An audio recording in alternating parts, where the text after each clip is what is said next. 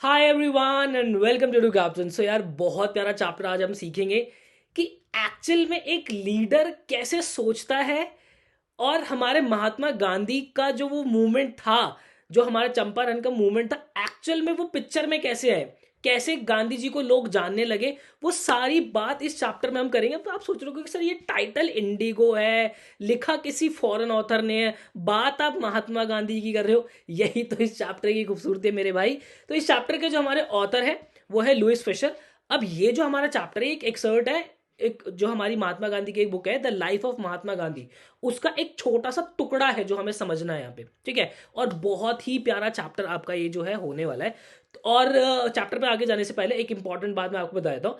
इस चैप्टर के बहुत इंपॉर्टेंट क्वेश्चंस जो कि हर साल रिपीट होते हैं, ऐसे क्वेश्चंस की एक प्रॉपर लिस्ट मैंने जो है आपकी एडू कैप्टन की एप्लीकेशन पे डाली हुई है। आपका एप्लीकेशन इंस्टॉल कर लेनी है, वहां से आपको फ्री कोर्स के अंदर जाना है, क्लास 12 की एक प्लेलिस्ट मिलेगी और वहां पे प्रॉपर इस चैप्टर के आपको इंपॉर्टेंट क्वेश्चंस की पीडीएफ मिल जाएगी। पेपर में जाने से पहले वो पीडीएफ पे नजर मार के जरूर जरूर जरूर चले जाना। बिना समय वेस्ट किए आगे बढ़ते हैं मेरे भाई। तो कहते हैं कि अब यहाँ पे गांधी जी देखो क्या कह रहे हैं। कहते हैं when I first visited in 1942, यहाँ पे जो हमारे फिशर साहब है वो गांधी जी के आश्रम में जब पहुंचा, वो आश्रम कहा था सेवाग्राम। सेवाग्राम हमारा महाराष्ट्र के अंदर है, देखो सेंट्रल इंडिया लिखा भी है। तो यहाँ पे गांधी जी पता है क्या कहते हैं। कहते हैं I will tell you how it happened that I decided to urge the departure of British. वो कहते हैं कि मैं तुम्हें अब बताता हूं कि भाई कैसे मेरे मेरे मन में आया कि इन ब्रिटिशर्स को मैं बताऊंगा कि ये मेरा देश है, तुम्हारा निकलना अब तय है यहाँ पे। तो कहते हैं कि इन 1917, तो कहते हैं कि 1916 दिसंबर में वो जो है लखनऊ के अंदर नेशनल इंडियन कांग्रेस की एक एनुअल कन्वेंशन हो रही थी, जहां पे 2301 डेलीगेट्स जो आए थे और काफी सारे विजिटर्स थे। तो कहते हैं कि वहां पे एक फार्मर मेरे पास आता है जिसका नाम क्या है, राजकुमार शुक्ला। यार देखो, हमने जो है बहुत बड़े बड़े फ्रीडम फाइटर्स के बारे में जाना है। महात्मा गांधी मतलब उन्होंने जो इस देश को दिया है ना, उनका तो हम मतलब दिन में 100 बार भी धन्यवाद करें तो वो भी कम है। लेकिन उनके मन में भी ये जो बात आई, महात्मा गांधी को एक्चुअली महात्मा गांधी किसने बनाया है, वो बनाया इस मूवमेंट ने, चंपारण के मूवमेंट ने बनाया है। और वो एक्चुअल में स्पार्क कहां से लगा, वो स्पार्क लगा था राजकुमार शुक्ला की वजह से। यहां पे राजकुमार शुक्ला जी लखनऊ के अंदर जो है वो आते हैं नेशनल इंडियन कांग्रेस के अंदर। और वो क्यों आते हैं उस मीटिंग के अंदर, क्यों आते हैं जहां पे गांधी जी भी है। वो एक्चुअल में जो हमारी इंडियन नेशनल कांग्रेस पार्टी थी, वहां पे उनके पास एक कंप्लेंट लेकर आते हैं कि चंपारण में हमारे पास जो हमारी फार्मर की लैंड है उसके ऊपर जो है बहुत बुरी तरीके से जो है रेंट लिया जाता है, हमें ठीक से काम नहीं करने दिया जाता। कि मालिक हमारे लिए प्लीज कुछ कर दो। ये गांधी जी को बताने नहीं आए थे, वो आए थे नेशनल कांग्रेस को वहां पे उस पार्टी के अंदर वो कंप्लेंट देने आए थे। तो किसी ने उनको वहां पे ये कहा कि जाओ तुम गांधी जी से बात करो इस बारे में। तो यहाँ पे अब चंपारण में होता क्या था कि चंपारण में जो थे सारे शेयर क्रॉपर्स थे। शेयर क्रॉपर्स का मतलब क्या हो गया मेरे भाई, कि भाई ठीक है मैं तुम्हें लैंड दे रहा हूं, तुम इस लैंड पे जो है ये अपना काम जो तुम्हें उगाना है वो उगा लो, जो तुम्हें फसल बेचनी है बेच लो। ब्रिटिशर्स ये करते थे। और बदले में तुम्हें मुझे क्या देना पड़ेगा, कुछ रेंट देना पड़ेगा। तो ये इस तरीके का हिसाब वहां पे चलता था। अच्छा, ये लैंड थी इंडियंस की, ब्रिटिशर्स ने किया क्या, कब्जा कर लिया वहां पे आके पहले, और फिर उन्हीं की लैंड पे आके उन्हीं से रेंट ले रहे हैं। तो ये सब सारी चीजें जो है चंपारण के अंदर चल रही थी। अच्छा जी, तो अब किसी ने बोला कि भैया जाके गांधी जी से बात करो। वो जाते हैं गांधी जी से, बोलते हैं कि गांधी जी हमारे लिए ऐसे ऐसे ऐसे ऐसे बड़ी दिक्कत हो रही है, आप मेरे साथ प्लीज मेरे गांव चलो, प्लीज मेरे चंपारण चलो।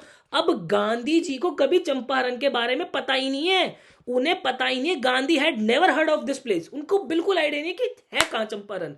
अब वो बताते कि भाई कि चंपारण जो है वो नेपाल के आसपास, जैसे देखो एक्चुअल में ये जो बिहार के अंदर है, बट बिहार और नेपाल जो है आप बिल्कुल बहुत ही पास है। तो वहां पे कहीं जो है ये हमारा चंपारण है। तो अच्छा जी, गांधी जी कहते हैं कि यार देखो मेरे तो बहुत सारे कानपुर के अंदर मेरे अपॉइंटमेंट्स फिक्स्ड हैं ऑलरेडी, उसके बाद भी मुझे कहीं कहीं पे निकलना है। तो तुम एक काम करना, उसके उसके बाद आ जाना, फिर देखते हैं। तो ये जो कानपुर है एक्चुअल में, जो भी आज का कानपुर है, पहले कानपुर उसको कहा जाता था। तो वहां की बात है।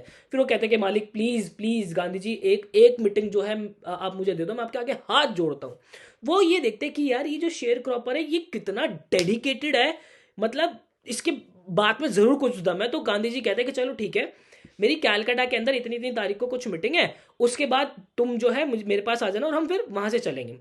कहते हैं मंथ निकल जाते हैं, और उसके बाद जो है कैलकाटा वाली जो मीटिंग होती है वहां पे वो बंदा उन्हें जो है अपने हॉन्सेस के ऊपर बैठा हुआ मिलता है, बिल्कुल इस तरीके से बिल्कुल बैठा हुआ मिलता वहीं पे मीटिंग के अंदर। और उसके बाद वो दोनों जो है गांधी जी और हमारे शुक्ला साहब दोनों ट्रेन पकड़ते हैं और कहाँ के लिए निकलते हैं, पटना बिहार के लिए निकलते हैं। क्यों? क्योंकि चंपारण कहाँ पे है? बिहार में ही है मेरे भाई। बहुत बढ़िया, इतनी बात कहानी समझ में आती है, सही है भाई। अब उसके बाद क्या हुआ कि जो हमारे शुक्ला साहब है वो उनको जो है अपने लॉयर के पास लेके जाते हैं। अब भाई एक बात बताओ, लैंड का कुछ डिस्प्यूट चल रहा है तो बंदा लॉयर तो करेगा। तो वो इंडियन हमारे एक लॉयर थे जो कि थे राजेंद्र प्रसाद। अब राजेंद्र प्रसाद कोई छोटी मोटी हस्ती नहीं, इंडिया के पहले प्रेसिडेंट जो थे हमारे राजेंद्र प्रसाद थे।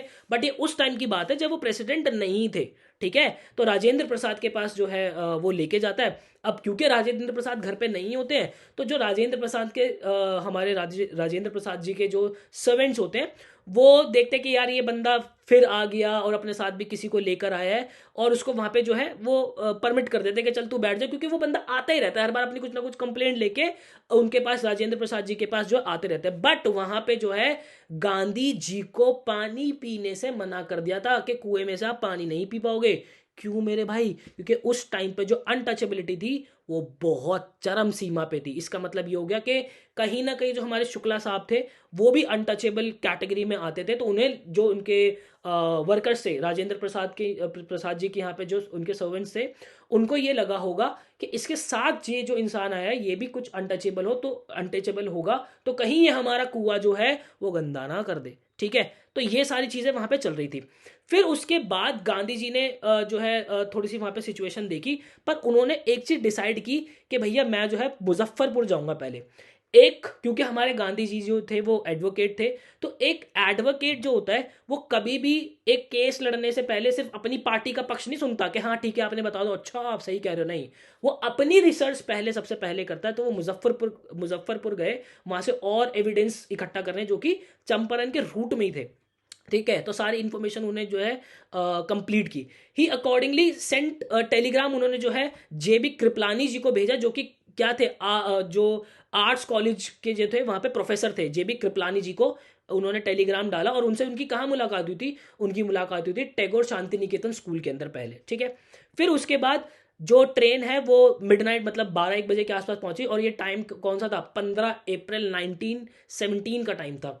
तो कृपलानी जी जो थे वो जो है काफी सारे स्टूडेंट्स के साथ गांधी जी का जो है वेट कर रहे थे। क्यों? क्योंकि कृपलानी साहब को जो है गांधी जी का जो आपका साउथ अफ्रीका वाला सीन था उनके उन्होंने वहां पे क्या झंडे गाड़ रखे हैं वो सारी चीजें पता थी, उन्हें पता था कि गांधी जी एक्चुअल में कौन है।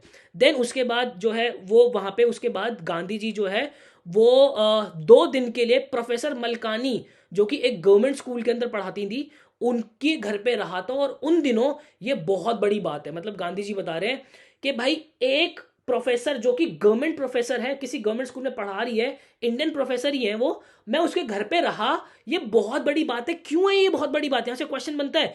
क्योंकि उन दिनों लोगों की मेंटालिटी ये थी, जो आसपास चंपारण के सारे फार्मर्स थे, जो लोग थे, कि भैया अगर कोई भी सरकार के खिलाफ बोलता है तो बड़ी दिक्कत हो जाती है, तो वो क्या करते थे? उसको शरण नहीं देते थे वहां पे। लेकिन उन दिनों जो हमारी प्रोफेसर मलकानी है उन्होंने शरण दी गांधी जी को, यह बहुत बड़ी बात थी उनके लिए, ठीक है। और देखो उन्होंने लिखा है to show sympathy for the advocates of home rule. Home rule का मतलब हो गया जो कि यहाँ पे, क्योंकि ये उन्हीं का घर था ना, यहाँ पे इंडियंस का ही घर है, वो होम रूल के बारे में अगर कोई भी कुछ जो है कार्रवाई करता था तो बड़ी दिक्कत होती थी, और जो उनको पनाह देता था उनके लिए भी बड़ी दिक्कत होती थी, ठीक है। अब उसके बाद the news of Gandhi ji admit जो पूरे चंपारण के अंदर जो है वो फैल गई कि भाई ऐसे ऐसे कोई हमारा एक मसीहा आया है बन के जो हमारे लिए जो है लड़ाई लड़ेगा। तो फिर मुजफ्फरपुर के जो लॉयर्स थे, गांधी जी ने उनको बुलाया, उनसे पूछा, उनसे केसेस के बारे में जाना कि भाई क्या क्या सीन है, क्या क्या है। तो उन्होंने उनके फीस के बारे में पूछा और उनको लताड़ा कि तुम इन बेचारों से इतनी बड़ी फीस लेते हो, तुम्हारी मत मारी गई है, तुम इनसे इतनी बड़ी बड़ी फीस लेते हो। फिर उन्होंने वहां पे एक चीज कंक्लूड की गांधी जी ने कि भाई एक बात बताओ, ये कोर्ट किसका? अंग्रेजों का। यहाँ पे जज कौन? अंग्रेज। यहाँ पे लॉयर कौन? अंग्रेज। तुम्हारी लड़ाई किससे? अंग्रेज से। तुम्हारी जीत यहाँ पे तय नहीं है, तो इनके दरवाजे खटखटाने बंद कर दो मेरे भाई, हमें खुद से स्टैंड लेना पड़ेगा। और ये जो हमारा डर है ना, सबसे पहले हमें इस डर को जो है काबू पाना पड़ेगा। अब देखो मांजरा क्या था चंपारण के अंदर। यहाँ पे देख लो ये लैंड है, ये लैंड के पीसेस, जैसे ये पीस 1, देन पीस 2, पीस 3, इस तरीके से लैंड के पीस हो गए। अब यहाँ पे मान लो इस लैंड ए को जो है कोई एक्स फॉरनर जो है, कोई एक्स जो ब्रिटिशर है, वो इसको जो है ओन करता है। अब था गैर कानूनी, था तो उन फार्मर्स का कर लिया। अब वो ये कहते थे कि भाई ठीक है, तुम्हें इस खेत के अंदर जो उगाना है उगाओ, लेकिन इस खेत का जो 15% है ना, वहां पे तुम क्या उगाओगे? वहां पे तुम उगा दोगे इंडिगो, और वो जो इंडिगो तुम मुझे उगा के दोगे वही तुम्हारा रेंट होगा। अच्छा जी, अब यहाँ पे फार्मर को ये था कि चल ठीक है, मुझे पैसे तो नहीं देने पड़ रहे, मैं इसको जो है इंडिगो उगा के दे दूंगा। लेकिन यहाँ पे ये जो इंडिगो है, ये क्या होता था, बाहर एक्सपोर्ट किया जाता था, और इससे जो है इंक बनाई जाती थी, और ये बहुत ज्यादा महंगा बिकता था। और इसको उगाने के लिए जो है इनकी आसपास की जो फसल थी वो भी खराब होती थी, क्योंकि एक लैंड के ऊपर जब आप दो दो तरीके के वो उगाते हो तो वहां पे लैंड पे प्रभाव पड़ता है, तो इससे इन फार्मर्स को भी बड़ी दिक्कत होती थी। बट क्योंकि उन्हें जो है रेंट देना ही था, तो बेचारे कॉम्प्रोमाइज करके बैठते थे। तो ये इस तरीके से डिवीजन थी। देखो यहाँ पे ये बता रखा है, ये डिवीजन वाली जो बात बता रखी है वो यही बता रखी है कि इस तरीके से जो है वो 15% जो है उनको उगाना पड़ता था। अब यहाँ पे फिर क्या हुआ भाई? अब हुआ कि भाई जो हमारा जर्मन था उसने उगा लिया, एक उसने उगा कह रहा हूं, उसने सिंथेटिक इंडिगो बना लिया, मतलब एक आर्टिफिशियल इंडिगो जो है बना लिया, और जो कि जो है बहुत ही सस्ते दामों के अंदर दे रहा था। अब ब्रिटिशर्स का धंधा हो गया चौपट। ये जो लैंडलॉर्ड थे ना, अब जब कोई बाहर इंडिगो खरीद ही नहीं रहा, तो इनसे इनका ये उगवाएं क्यों? क्यों ये उगवाएंगे यहाँ पे? तो उन्होंने क्या करा कि भैया ठीक है, ये तो बड़ी दिक्कत हो गई, अब धंधा तो अपना चौपट हो गया, तो इन फार्मर्स के साथ तो कुछ ना कुछ करना ही पड़ेगा। तो इन्होंने ये कहा कि भाई अब बाहर इनका एक्सपोर्ट नहीं हो रहा, कि भाई हम ये जो 15% है ना, हम तुम्हें इससे मुक्त कर रहे हैं, ठीक है, हम नहीं लेंगे तुम्हें, तुमसे कोई ये वाला रेंट नहीं लेंगे हम, तुम एक काम करो, इसके बदले हमें कुछ पैसा दे दो। अब कुछ फार्मर्स हो गए खुश कि अरे वाह यार, ये तो बहुत ही बढ़िया बात हो गई, मतलब कि हमें कोई पैसा नहीं देना पड़ेगा, एक बार देके छुटकारा पाओ और अपना जो है अपनी खेती करेंगे अब तो अब ये फार्मर्स दो गुट में डिवाइड हो गए। कुछ तो थे जिन्होंने बेचारे भोले भाले से थे, बेचारों ने दे दिए पैसे, और कुछ ने नहीं दिए। अब जो जिन्होंने नहीं दिए थे उनके पड़ रहे थे सोटे। सोटे कैसे? इन्होंने जो थे ठग को हायर कर लिया था। किन्होंने? जो हमारे ये लैंडलॉर्ड्स थे, जो ब्रिटिशर्स थे, इन्होंने ठग को हायर कर लिया था, और जो इन्हें पैसा नहीं दे रहा था उनकी हो रही थी कुटाई बहुत तगड़ी। अब ये जो इन्होंने दे दिया पैसा, कहीं से इन्हें ये पता चल गया कि बाहर अब तो जो है, हाँ सॉरी यार फोन बज गया था। हाँ, सो आई वाज सेइंग कि भाई अब इन्होंने कहा कि अरे बाहर तो भैया ये इंडिगो जा ही नहीं रहा, तो इन्होंने ब्रिटिशर्स को जो है कैसे भी करके ये लैंड तो हमें देनी ही थी, और हमने इनको बिना फालतू में जो है पैसा दे दिया, क्योंकि उनके बीच में ये कॉन्ट्रैक्ट हो रखा था ना। तो यहाँ पे फार्मर्स का कहना था कि कॉन्ट्रैक्ट हम ब्रेक नहीं करते, घूम फिर के कॉन्ट्रैक्ट तो ब्रिटिशर्स भी ब्रेक करते ही करते, उसमें तो जीत हमारी थी, तो हमने फालतू ही जो है इन्हें पैसा दे दिया।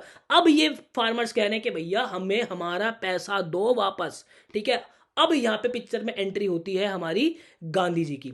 गांधी जी को ये सारे फैक्ट्स पता चलते हैं, तो वो क्या करते हैं, वो सेक्रेटरी जो होते हैं ब्रिटिश लैंडलॉर्ड एसोसिएशन के, वहां पे जाते हैं, और वो उनसे जो है फैक्ट्स के बारे में जो है इंफॉर्मेशन मांगते हैं। बट वो कहते हैं कि मैं किसी आउटसाइडर को मेरे गांव की इस चंपारण की इंफॉर्मेशन नहीं दूंगा। अच्छा जी, तो फिर उसके बाद गांधी जी जो है एक ब्रिटिश ऑफिशियल कमिश्नर तिरथ के अंदर जाते हैं, और वो उन्हें इतनी बुरी तरीके से बुली करता है और कहता है कि निकल जा तू यहाँ से तुरंत। यहाँ पे जो फोर्थ फिफ्थ होता है ना, वो कहते हैं कि तुरंत निकल जा और दिख मत जाइयो मुझे यहाँ पे। पर गांधी जी जो है वहां से गए नहीं, और वो सीधा कहाँ चले गए? वो चले गए हमारे मोतीहारी के अंदर। अब मोतीहारी के अंदर जो है से कुछ लॉयर्स उनके जो है वो साथ आए, उन्होंने वहां पे एक घर लिया जिसको वो अपने हेडक्वार्टर की तरह जो है यूज करते थे, और वहां पे अपनी प्रॉपर इन्वेस्टिगेशन उन्होंने कर दी जो है शुरू। अब उसके बाद वो जो है अगले दिन वहां पे क्या होता है कि किसी एक फार्मर को, वो जो हमारा ये वाला फार्मर था ना, अनपेड फार्मर, उसको बेचारे को इतनी बुरी तरीके से कूट देते हैं लोग कि भाई बुरा हाल कर देते हैं। तो वो खुद गांधी जी जो है उसको देखने जाते हैं, तो हाथी पे बैठ के जा रहे होते हैं।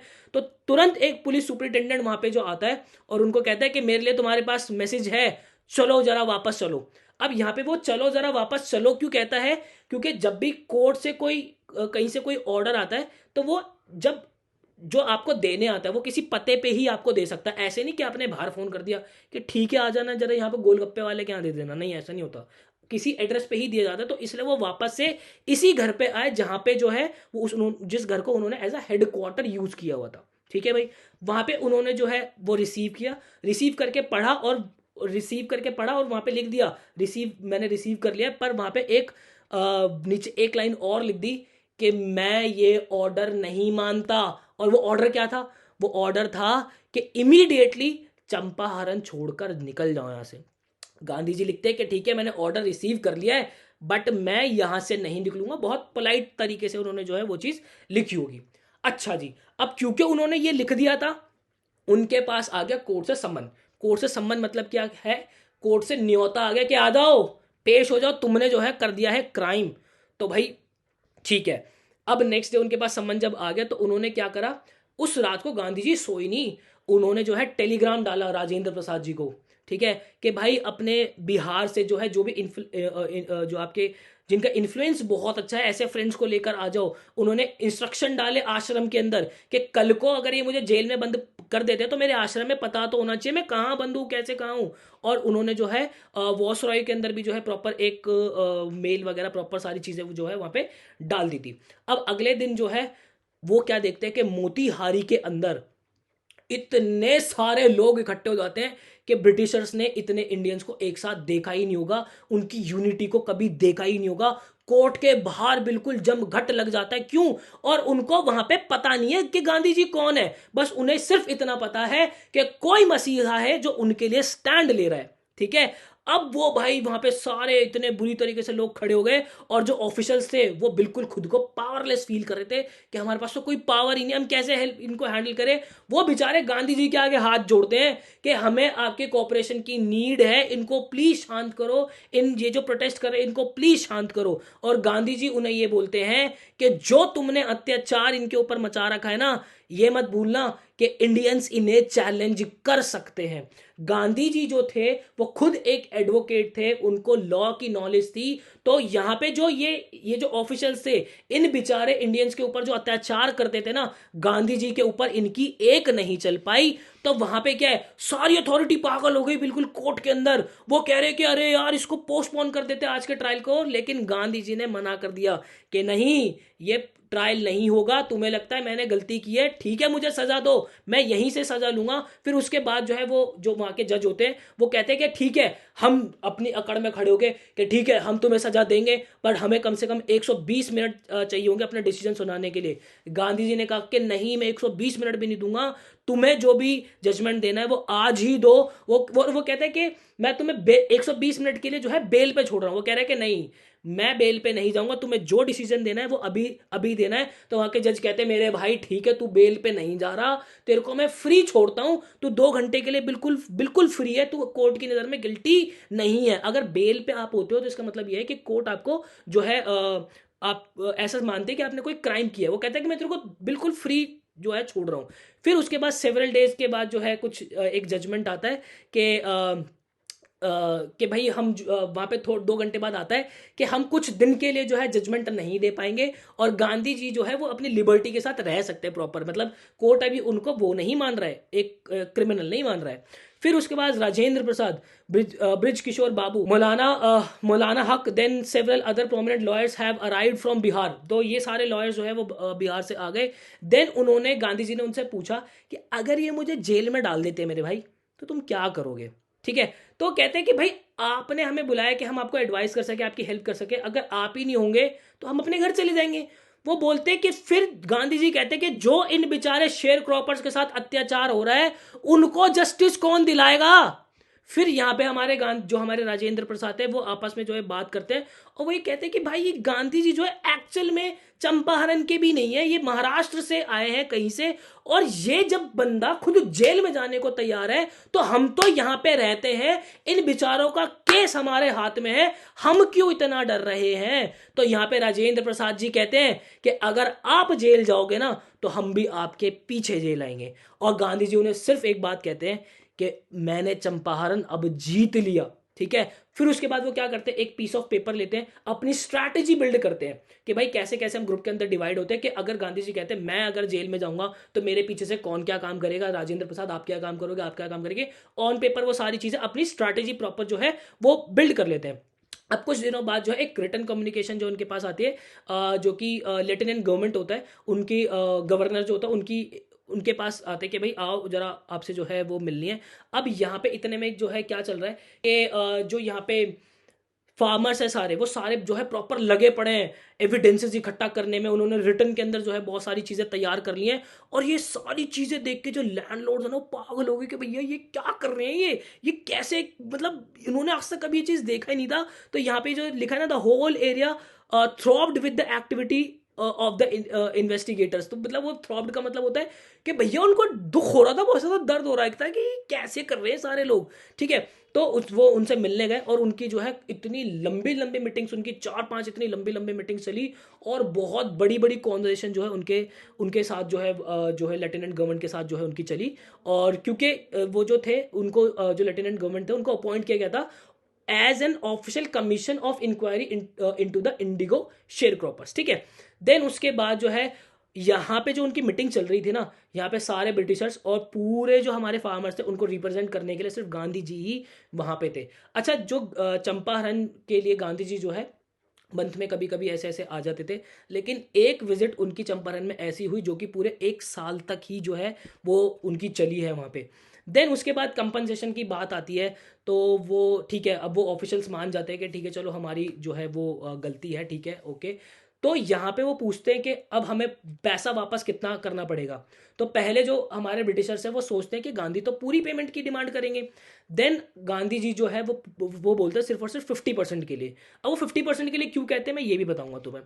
देन उसके बाद जो यहाँ पे जो जेजी हॉज है, वो मिशनरी मिशनरी होता है, ब्रिटिश मिशनरी। जैसे कि मान लो मैं किसी फॉरेन कंट्री में जाता हूँ, तो मैं यहाँ पे जो है हिंदुत्व का जो है प्रचार बहुत ज़्यादा करूँगा, तो मैं क्या हो जाऊँगा, एक मिशनरी हो जाऊँगा। तो ऐसे ही ब्रिटिश के एक मिशनरी थे जो कि बहुत इस चंपारण के जो सारी चीज़ें थी इनको बहुत क्लोजली ऑब्जर्व कर रहे थे।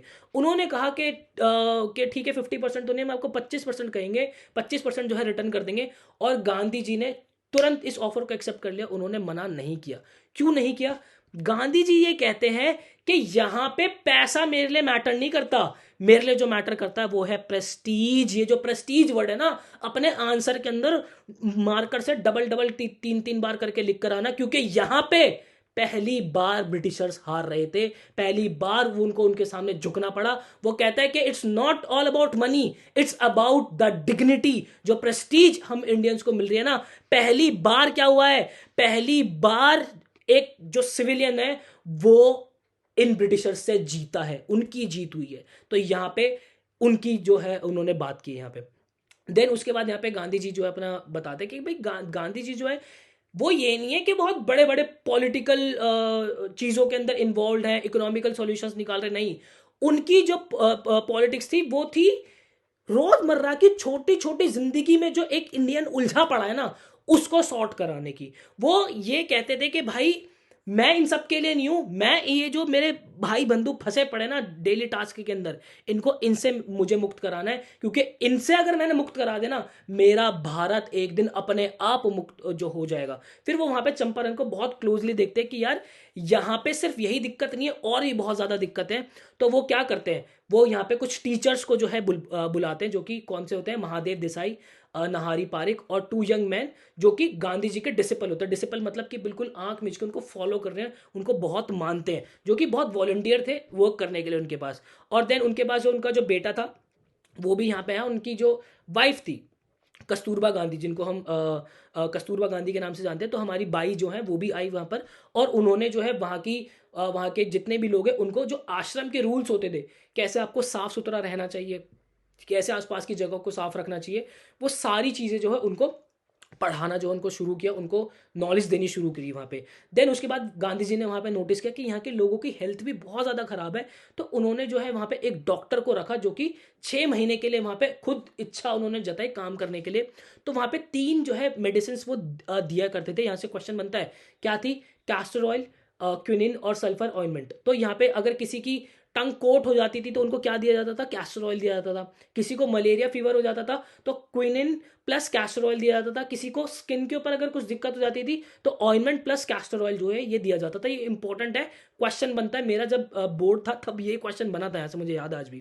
ठीक है। देन उसके बाद जो गांधी जी ने नोटिस किया कि यहाँ के लोगों के कपड़ों की हालत भी बहुत खराब है, तो वो अपनी वाइफ से बोलते हैं कि कस्तूरबा जी आप जाके एक बार इनसे बात करो, पूछो कि एक्चुअल में दिक्कत क्या है। वो उनसे बात करती है तो एक औरत उन्हें घर पे लेके जाती है, अंदर लेके जाती है, बताती है कि देखो यहाँ पे कोई बक्सा नहीं है कपड़े रखने के लिए, मेरे पास सिर्फ ये एक ही साड़ी है जो कि मैं डेली पहनती हूँ।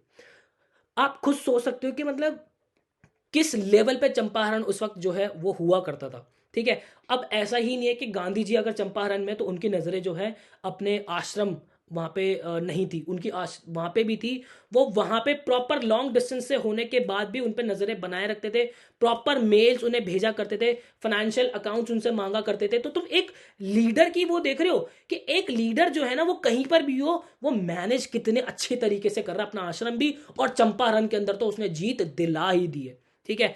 देन उसके बाद जो है यहाँ पे लैट्रिन ट्रेंचेस एंड डिग, तो यहाँ पे ये कह रहे हैं कि भाई उन्होंने जो है मेल भी किया वहाँ पे लोगों को कि भाई अपने घर के आसपास जो है जो आप ये टॉयलेट वगैरह जो होते हैं इनको बहुत साफ रखो, नहीं तो ये जो है बहुत गंदा स्मेल करने लगेंगे। तो पहले क्या होता था, लोग खड्डा करके ही वहाँ पे जो है शौच करते थे, तो उनको बताया कि कैसे आपको साफ वाफ रखना है। तो जैसे आप आज की गवर्नमेंट को देखोगे, हमारी मोदी जी की जो गवर्नमेंट है तो वो भी यही काम करती है, उनका एजेंडा भी यही है कि हर घर शौच, जैसे कि एक वो चला था कि हर घर शौचालय होना ही होना है, वो कहीं ना कहीं गांधी जी से बहुत इन्फ्लुएंस्ड है। ठीक है। आगे देखते हैं। फिर यहाँ पे गांधी जी कहते हैं कि भाई ये जो था मेरी लाइफ का बहुत बहुत बड़ा टर्निंग पॉइंट था। ठीक है। और यहाँ पे जो एक पुअर जो लोग थे, पुअर फार्मर्स थे, उनको उनकी हक जो है वो उनको मिला, और उनको एक्चुअल में उनके अंदर बहुत करेज आया, उनको पता चला कि हाँ भाई हमारे क्या क्या हक है, हम कैसे अपनी आवाज़ खड़ी कर सकते हैं, कैसे हम जो है वो जी सकते हैं। फिर वो कहते हैं कि a new free Indian who could stand on his own feet and thus make India free. वो कहते हैं कि एक एक नया इंडियन वही होगा जो अपने खुद के पैर पे खड़ा हो सकता है और अपने डिसीजंस ले सकता है, तभी मेरा इंडिया जो है वो फ्री होगा। कितनी कितनी बड़ी जो है उन्होंने बात यहाँ पे कही है। देन उसके बाद जो है यहाँ पे वो कहते हैं कि अर्ली इन चंपारण एक्शन, तो वहाँ पे से चंपारण के इंसिडेंट से पहले की कुछ ये यहाँ पे जो बातें हैं जो बताई गई है। चार्ल्स फ्रीर एंड्रयूज, यहाँ पे ये जो क्या थे, ये एक पैसिफिस्ट थे, इंग्लिश पैसिफिस्ट थे, जो कि बहुत डिवोटी थे उनके क्या कहते हैं गांधी जी के। तो क्या होता है कि यहाँ पे जब चंपारण गांधी जी आए थे, तो यहाँ पे जब गांधी जी जो है अपनी फिजी आइलैंड जा रहे थे, तो वहाँ पे राजेंद्र प्रसाद जी उन्हें कहते हैं कि हमारे पास एंड्रयू तो है ही, एंड्रयू हम हमसे बहुत इन्फ्लुएंस है, तो हम इससे बात करके अपना जो है मैटर सॉर्ट कर लेंगे चंपारण का। तो गांधी जी ने उन्हें पता है क्या बात की थी। देखो ये पूरा जो पैराग्राफ है ना, ये पूरा चंपारण का इंसिडेंस होने से पहले का जो है स्टोरी है सारी। तो गांधी जी ने उन्हें एक बात कही कि बेटा यहाँ पे ना किसी अंग्रेज के कंधे पे बंदूक रख के चलाना एक पॉइंट नहीं बनाता, खुद तुम्हें इस जीत को जीतनी पड़ेगी। और अगर तुम्हें लग रहा है ना कि इसके कंधे पे रख के तुम बंदूक चला दोगे कि एक फॉरेनर हमारी तरफ आ गया है और हम जो है इससे हम लड़ाई लड़ लेंगे, तो ये तुम्हारी एक्चुअल जीत नहीं है। तुम्हारी एक्चुअल जीत जब होगी जब तुम खुद इंडिपेंडेंट होके अपने इस चंपारण को जो है आज़ाद कराओगे, खुद लड़ाई लड़के जो है आज़ाद कराओगे। और यहाँ पे राजेंद्र प्रसाद जी कहते हैं कि अरे भाई मतलब इन्होंने तो हमारा मन ही पढ़ लिया। तो भाई यहाँ पे जो है हमें प्रॉपर बहुत अच्छी एक सीख जो गांधी जी ने हमें दी है कि खुद पे भरोसा करना सीखो, खुद की लड़ाई खुद लड़ना सीखो। तुम्हारी तुम्हारे अंदर दृढ़ निश्चय है ना अगर, तो जीत तुम्हारी होना तय ही तय है। आई होप आपको क्लैरिटी मिली होगी। एप्लीकेशन पे चले जाना, वहाँ पे पीडीएफ आपका इंतजार करें, उन क्वेश्चंस को प्रिपेयर कर लेना। मिलता है ऐसी किसी नेक्स्ट वीडियो के अंदर, मुझे दीजिएगा इजाजत। Till then bye bye and take care.